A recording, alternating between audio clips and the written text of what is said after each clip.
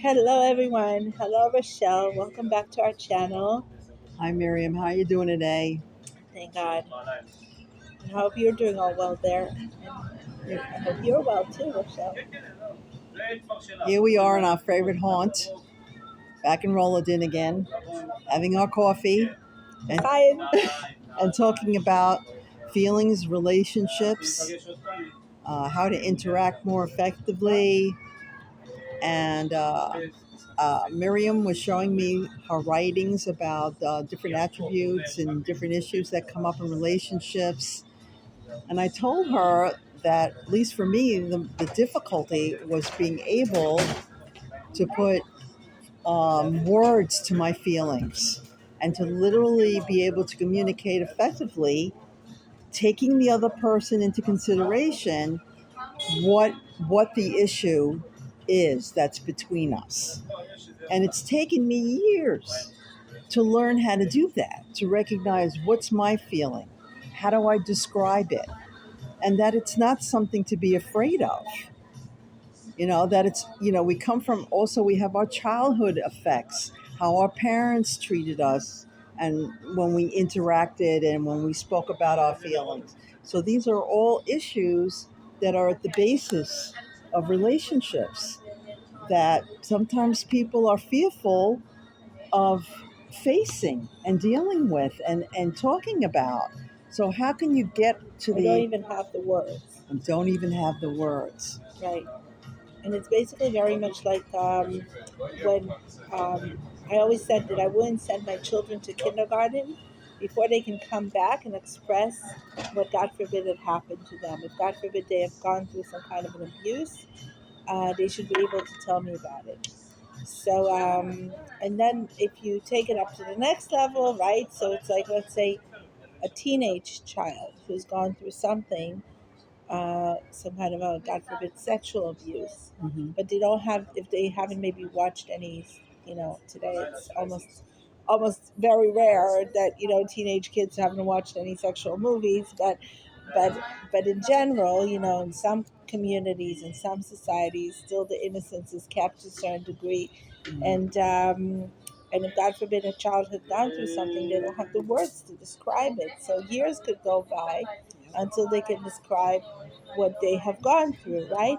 But now take that understanding into the next level, and even we as adults, so many times have an experience, but it's very hard for us to find the words and articulate what we have gone through. Definitely. And it, So whether what we have gone through in our childhood or what we have even gone through now, and the feelings that we have gone through. Most people, if you ask them how do you feel, it summarizes with about 5 words, very right? I'm true. angry, I'm sad, I'm jealous, I'm hungry, I'm tired, I'm Yeah, very true. right, frustrated, I'm envious, whatever. Those are approximately the few words that we use about our feelings. But there's actually Definitely. a dictionary of 33,000 emotions that can be actually, by the way, downloaded on every phone, an app, so that you can actually learn your emotions on a deeper level, so that you can actually express them on a deeper level, Yeah. and you can investigate and learn your spouse's spectrum of emotions, right? Or even put words into their mouth, help them find the right words, not put words into their mouth, but help them find the right words if they haven't learned this variety of emotions. Help them find the right emotions to describe what they're going through. You also, when you're so young and your adults are reacting to how you're emoting. It's like you may be fearful of going and expressing that emotion, and you're Also, not even aware right. that that has been stamped onto your soul. So we need to articulate, what are we afraid of? Can you think of what you might be afraid of when you're coming to speak about your emotional state of mind?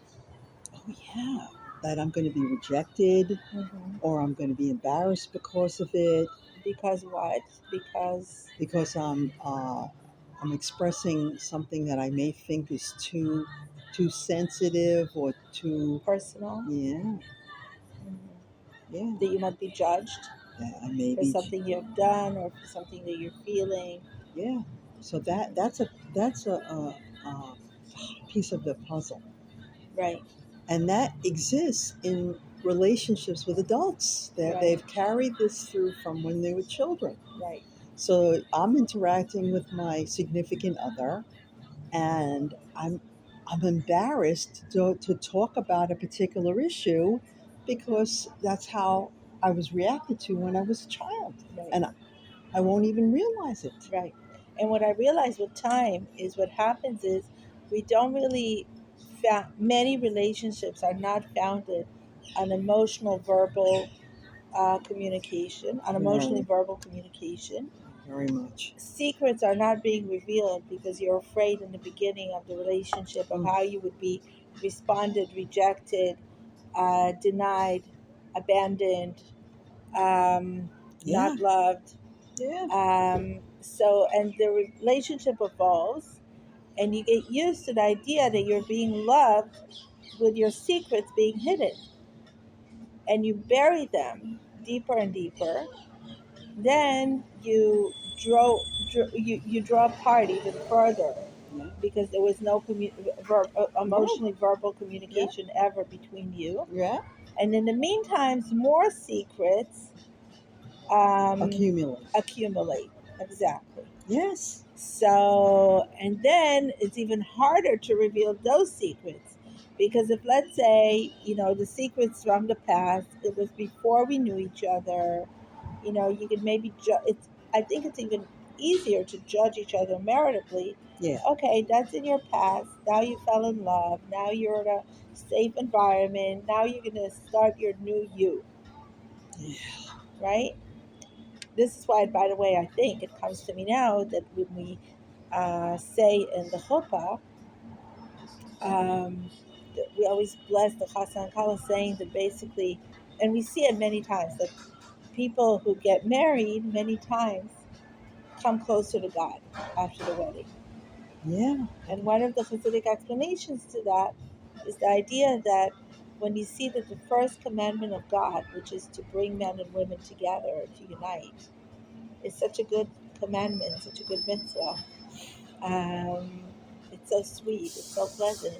So, Yeah. like, if that's the kind of advice that God gives us for a better life, then probably all the other mitzvot are also as sweet as positive and as beneficial to our lives. So we come closer to God, we come closer to the mitzvot, right? So what happens when we don't and we come away? We drift away from God, we drift away from each other, and one increases the other. Drifting away from God is increasing our drifting away from each other. And drifting away from each other is repeating what Adam and Eve basically did, which is like, communicating with the snake basically instead of with each other, or communicating through the snake instead of with each other, and therefore drifting away from each other, drifting away from heaven, from a piece of haven that they could have created for themselves, and basically, in couples, we're repeating that mistake over and over again. With Hasidus actually explaining that that was the main, not only Hasidus, in general, the commentators explain that when if they would have had the emotional capacity to come and say, I did it. And both would have said, I did it, Oh, right? And they would have, like, you know what?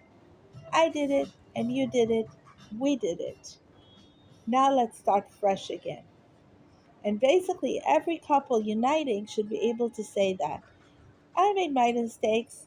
And I made my mistakes. You made your mistakes. I forgive you for your mistakes. Now we're a new being. We're not just you and me, we are us. And we are us is a new entity. yeah. And we're starting fresh to create who we are.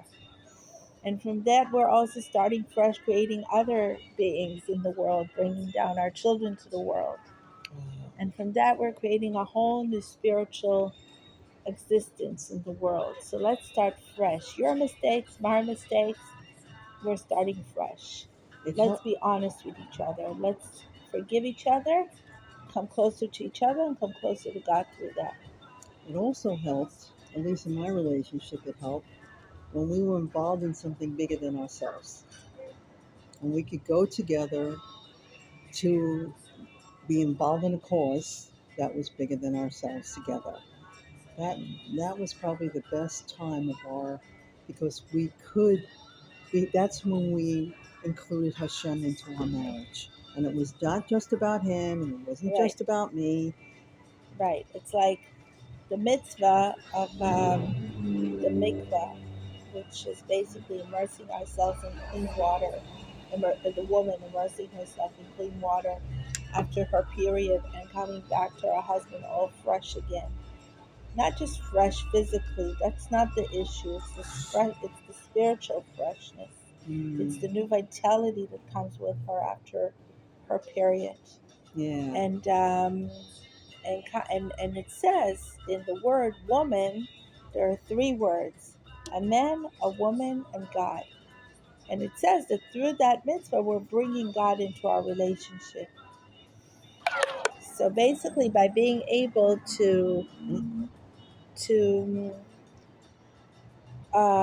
hold on from lust, we're hmm, learning what real love is, that is not only based on lust, which is what godliness is all about, is pure love, versus the lustful love that this world is so focused um, on. focused on, right? That's what makes money. Right. But then there's another level to it. It's not just the lustful love versus the, but it's the, what is it that we do for God together in our relationship that brings godliness, like you said, into our relationship. I think that that goes such a long The way. values also. It goes such a long way and also being aware that you're not the only ones that are having challenges. There are other people that are having Right. challenges. Everybody thinks they have the worst marriage Yeah. in the world, right? That they have Yes. the problems that nobody have gone through until us, right?